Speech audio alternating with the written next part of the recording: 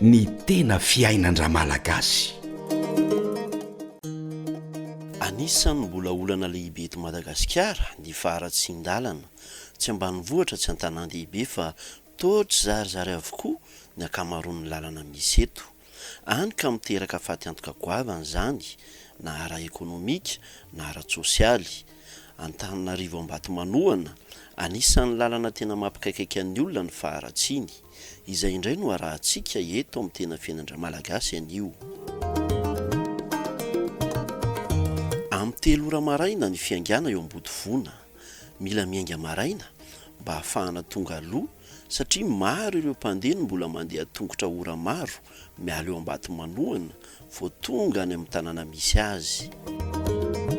Mahatonga le làlana amin'ny telo zany ny olona petsena any Antananarivo videtana dia olona mandeha lavitra any amin'ny atao hoe tena mbola diadiny 12 ialany eto Ambatomanoana any amin'ny Aberonono any Ambohibaravoly eny.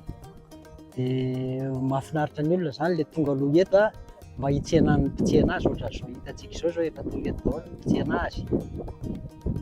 Dia efa vonona amin'ny 10 satria hiala eto izy amin'izao ora izao dia rariva maty masoandro izy vao tonga any amin'ny toerana misy azy.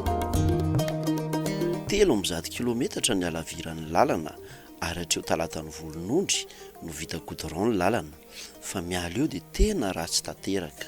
Antananarivo Ambatomanoana zao 103 kilometra.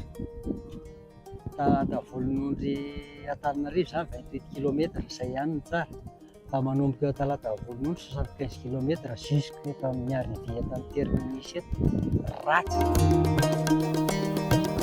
Rehefa eo talatany volonondry dia mba manararaotra mividividy koba sy sosisy atao vatsin-dalana ireo mpandeha. Ny mpamily sy ny mpanampy azy kosa manamboatra izay tokony amboarina amin'ny fiara mialohan'ny nidirana amin'ny tena lalan-dratsy.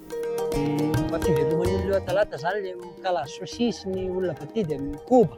Fiveloman'ny talata dia ny olona vity avariboatra koa mba tia vidividy koba mba fampivarotra fampividy.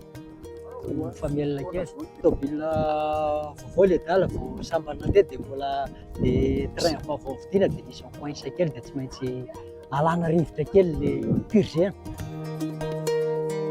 Manomboka eo dia ratsy tokoa ny lalana. Manodidina ny 12 kilometatra isan'ora eo ny hafainganam-pandehan'ny fiara. Ireo mpandeha moa toa efa zatra ka tsy rototra intsony fa manaraka ny fidoladolan'ny fiara eny. Lalana reny korotan-dalana. Gasoil zao dia malany 40 litres reny zany zao gasoil aleha fotsiny. Lalana aloha tena miratsy ary tsisy fanamboarana mihitsy fa justa hoe le notonototra le karama manao lalana reny zany vao mirevisé kely anazy. Rehefa avy nandalo ny tanàna ny Sadabe dia nijanona kely fa nisy olana teo amin'ny fiara. Reny indray zany resaka tuyau reny olana teknika kely reny tuyau mitsoaka misy vaky dia tsy maintsy vadina fingotra moa dia amin'ny rehefa afaka izany dia nitondika tonga Soamantsara teo Ambatomanoana. Azo lazaina ho asa fanasoavana ny tanàna ihany ny asa fitaterana raha araka ny filazan'ny tompon'ny fiara satria matetika dia matiantoka izy ireo no ny faharatsian'ny lalana diso tafahoatra.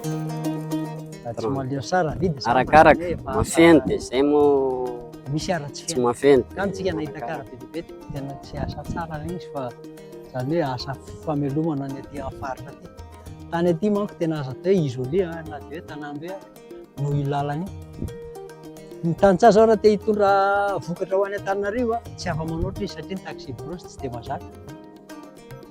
Izy zany raha tsy simba ny fiara dia misy tombony kely ho anao fa raha vao misy zavatra simba dia efa voaka vola paosy.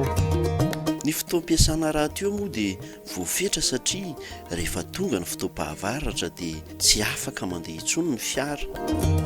Vanim-potoana ohatr'izao ihany zany no fikaramana.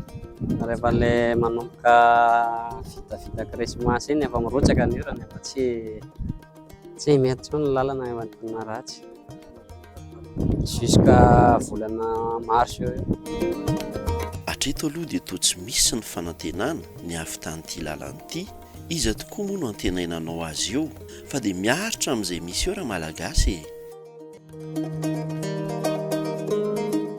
ny tena fiainan-dra malagasy.